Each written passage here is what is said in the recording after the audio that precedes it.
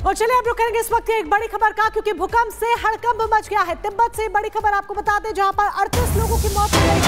तेज तीव्रता का भूकंप महसूस किया गया, जिसके बाद जो भूकंप की तीव्रता रहा है 36 लोगों की मौत हो गई है। मौत का आंकड़ा 36 है तो 38 लोग जख्मी हो गए हैं। बड़ी जानकारी आप तक यहाँ पर पहुंचा रहे हैं।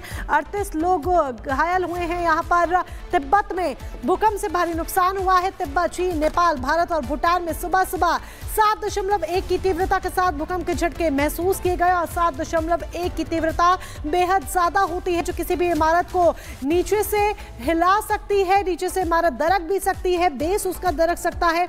उत्तर भारत में भी दिल्ली, यूपी, बिहार, पश्चिम बंगाल, सिक्किम, इन तमाम जगहों पर भूकंप के झटके महसूस किए गए। तो भूकंप के तेज झटके तिब्बत में महसूस किए गए हैं, नेपाल में महसूस किए गए हैं। इसका असर भारत में भी देखने को मिला है। लेकिन भूकंप से जिस तरीके से 4 देश कांप उठे हैं, सबसे ज्यादा मौत का जो आंकड़ा सामने आया है वो तिब्बत से सामने आया, जहां पर 36 लोगों की मौत हो गई और तबाही की तस्वीरें देखने को मिल रही हैं। तिब्बत की बात करें, 36 लोगों की मौत हुई है। तस्वीरें गवाही देती हुई नजर आ रही है कि किस तरीके से तिब्बत में 36 लोगों की भूकंप की वजह से मौत भी हुई।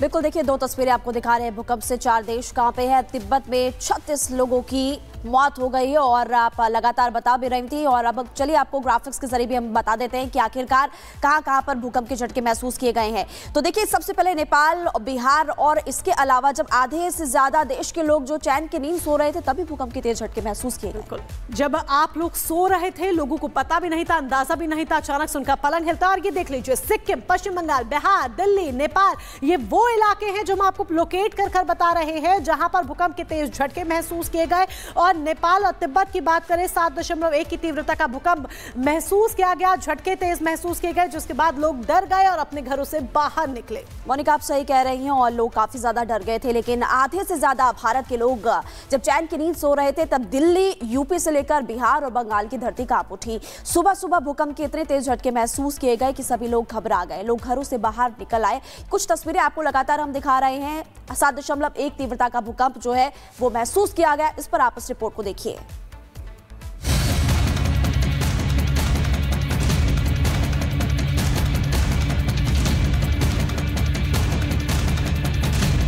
आज सुबह तड़के आप और हम जब बिस्तर पर चैन से सो रहे थे, तब धरती ऐसी कांपी कि दिल्ली से लेकर बिहार, बंगाल और सिक्किम तक हड़कंप मच गया।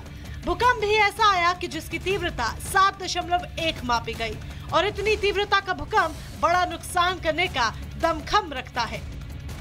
पश्चिम बंगाल के सिलीगुड़ी और जलपाईगुड़ी में आज सुबह 6:37 पर भूकंप के तेज झटके महसूस किए गए, जो करीब 15 सेकंड तक रहे। इसके बाद बिहार की राजधानी पटना, समस्तीपुर, मोतिहारी, सहरसा, मधुबनी में सुबह 6:40 पर भूकंप आया, जिसकी तीव्रता रेक्टर स्केल पर 5.1 मापी गई।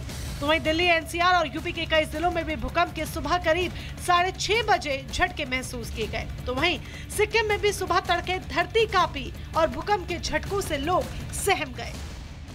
बताया जा रहा है कि जब भूकंप आया तो कहीं 5 सेकंड तक, तो कहीं 10 और 15 सेकंड तक धरती हिलती रही।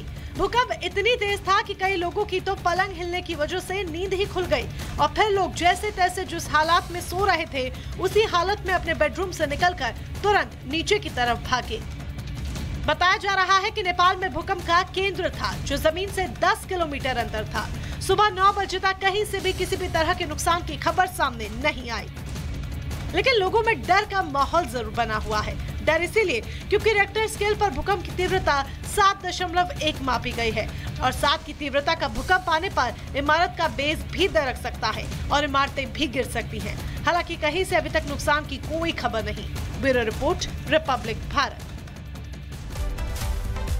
और अब बात खदान में इंसान रेस्क्यू अभियान। जी हाँ, आपको बता दें, रेस्क्यू ऑपरेशन लगातार जारी है, क्योंकि दीमा सियाओ जिले में एक कोयला खदान में मजदूर फंस गए हैं, जिन्हें निकालने की कोशिश लगातार की जा रही है। अचानक से खदान में पानी भर गया, जिसके बाद 9 मजदूर फंस गए हैं। रेस्क्यू ऑपरेशन लगातार जारी है। असम से ये बड़ी जानकारी आप तक पहुंचा दें, जहां पर एक कोयला खदान में मजदूर फंस गए हैं। एनडीआरएफ की टीम मौके पर मौजूद है। मजदूरों को बाहर निकालने की कोशिश लगातार की जा रही है। बड़े स्तर पर रेस्क्यू ऑपरेशन चलाया जा रहा है और और ये ऑपरेशन जिंदगी, ये देखिए किस तरीके से जिंदगियों को बचाने की जद्दोजहद यहाँ पर की जा रही है, वो इन तस्वीरों के माध्यम से आप देख सकते हैं। दीमा हसाओ असम में है और असम से ये खबर हम आपको बता रहे हैं, जहाँ पर एक कोयला खदान में मजदूर फंस गए हैं।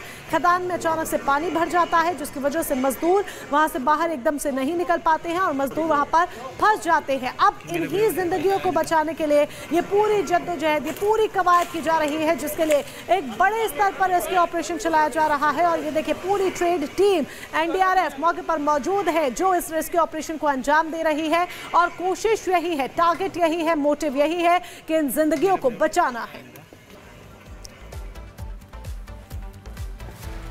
और देखिए एचएमपीवी वायरस की वजह से लोगों की मुश्किलें बढ़ती हुई इस वक्त नजर आ रही है। और अब हम आपको जानकारी देंगे कि कैसे एचएमपीवी के वायरस कहां से सामने आए।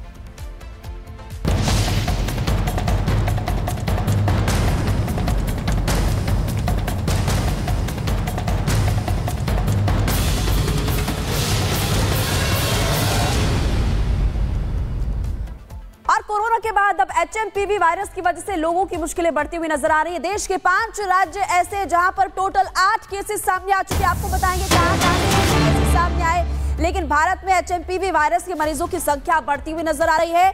देश में 5 राज्य 8 मरीजों की पुष्टि हुई। कर्नाटक, गुजरात, तमिलनाडु में मरीज मिले।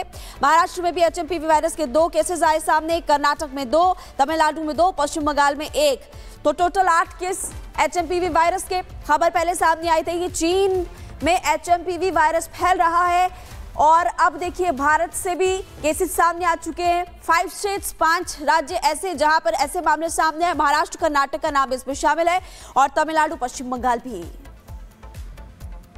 तो चीन से फैला ये एचएमपीवी अब धीरे धीरे भारत में भी देखने को मिल रहा है और इसके 8 मामले अब तक सामने आ चुके हैं, जहां पर सबसे पहले कर्नाटक में ही 2 मामले सामने आए। उसके बाद ये संख्या धीरे धीरे बढ़ी और देखिए 6 और मरीजों की पुष्टि हुई और कुल 8 मामले अब भारत में सामने आ चुके हैं। यानी कि एचएमपीवी ने भारत में भी दस्तक दे दी। हालांकि स्वास्थ्य मंत्रालय का इसको लेकर बयान सामने है। उन्होंने कहा है चिंता की कोई बात नहीं है, क्योंकि ये कोई नई बीमारी नहीं है। हालांकि लोगों को सतर्क रहने की, सचेत रहने की बेहद जरूरत है।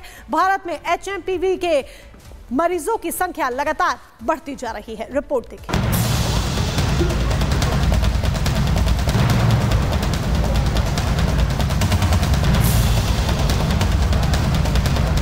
कोरोना के कोहराम को शायद ही कोई भूला हो। चीन से उपजे इस वायरस ने पूरी दुनिया में तबाही मचाई। लाखों लोगों की जान चली गई, लेकिन चीन मूक बधिर बना रहा। अब एक बार फिर से चीन में खतरनाक एचएमपीवी वायरस फैल चुका है। चीन में हजारों लोग इसकी जद में आ चुके हैं। चीन से फैलते हुए ये वायरस अब भारत की चौखट पर दस्तक दे चुका है। बेंगलोर में एक 3 महीने और एक 8 महीने के बच्चे में एचएमपीवी की पुष्टि। पश्चिम बंगाल में भी एक 5 महीने के नवजात बच्चे में एचएमपीवी की पुष्टि। हालांकि हर राज्य की सरकार इस वायरस को लेकर सजग है और अपनी ओर से हर मुमकिन तैयारी का दावा कर रही है। साथ ही जनता से पैनिक ना करने की अपील भी की जा रही है। यह विशेष रूप से सर्दी और बसंत के मौसम के शुरुआती महीनों में अधिक देखा जाता है। हम स्थिति का क्लोज मॉनिटरिंग कर रहे हैं। हम स्थिति का बहुत नजदीकी से जायजा ले रहे हैं और हम ये कह सकते हैं कि हमें चिंता का कोई कारण नहीं होना चाहिए। जितने अवेलेबल बेड है वो भी मोर देन इनफ है। वेंटिलेटर, बेड, ऑक्सीजन व्यवस्था, ये सब व्यवस्था है ही, लेकिन ऐसी कुछ भी जरूरत नहीं पड़ेगी और पैनिक होने की भी जरूरत नहीं। सिर्फ राज्य सरकारें ही नहीं बल्कि देश के डॉक्टर भी लगातार दावा कर रहे हैं कि ये वायरस पहले से मौजूद है। हर अस्पताल मॉनिटरिंग कर रहा है।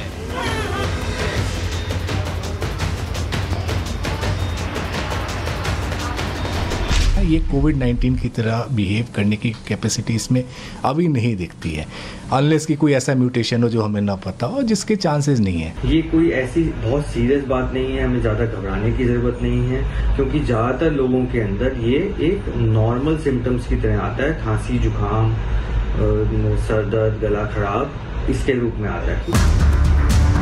डॉक्टर्स ने भरोसा दिया है, सरकार हर परिस्थिति से निपटने को तैयार है, लेकिन आपको सजग रहने की जरूरत है।